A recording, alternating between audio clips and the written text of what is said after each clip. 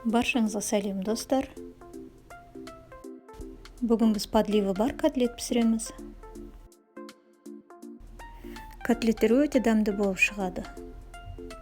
Барлық қажетті заттар видеоның астында жазылды. 700 грамм тартылған етке 250 грамм майдалап туралған жуаны қосамыз.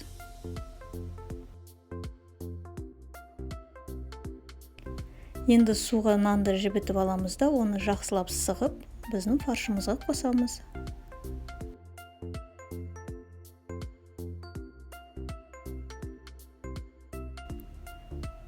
Жарты ас қасық тұз саламыз, және жарты ас қасық қара бұрыш қосамыз.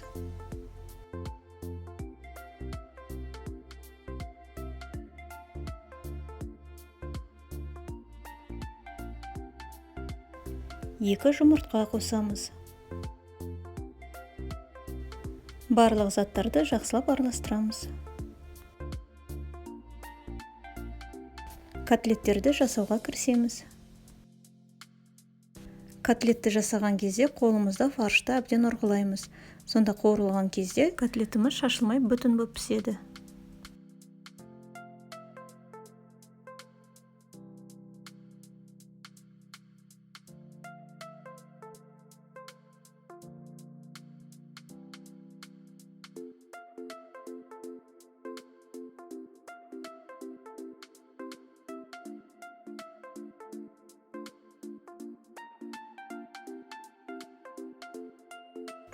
Котлеттерімізді шамалы ұнға аунатып ап, ысып тұрған майға қуырамыз.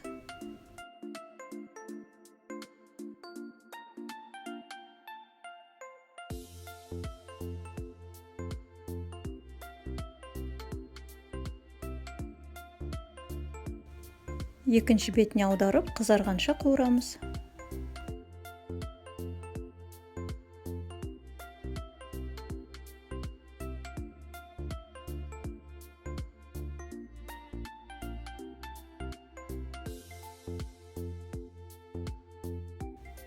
Қалған котлеттерді дәл осылай қуырып аламыз.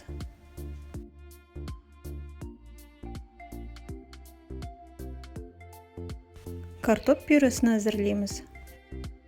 Картопымызды аршып, оны турап, суға саламыз, сосын шамалы тұздаймыз да піскенше қайнатамыз.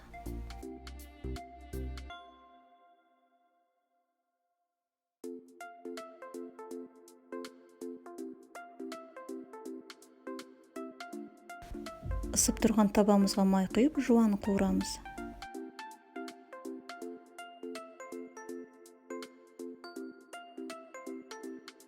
Сәбізді қосып қуырамыз. Жарты ас қасық томат пастасын қосамыз. Жарты ас қасық тұз қосамыз. Барлық котлеттерді қуырманың бетіне қойып, қайнаған су құямыз.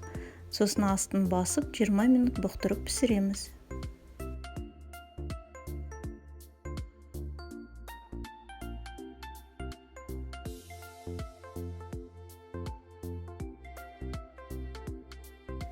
Піскен картопқа сары май қосамыз, сосын оны еземіз.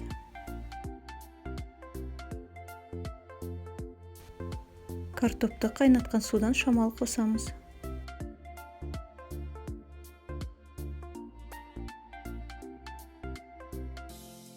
Мінеки достар, біздің котлеттеріміз және пюре дайын болды. Бізде өте дәмді тағам шықты. Бұл тағам жылдам дайындалады және өте тойымды. Сондықтан міндетті түрде дайындап көріңіздер. Қазір котлетті бөліп, ортасын көрсетемін. Каналыма тіркелуді және қоңыраушаны басуды ұмытпаңыздар, келесі видео рецептерді жіберіп алмас үшін. Егер де осы рецепт сіздерге ұнаса, лайк баса кетіңіздер. Келесі видео рецепте кездескенше сау болыңыздар.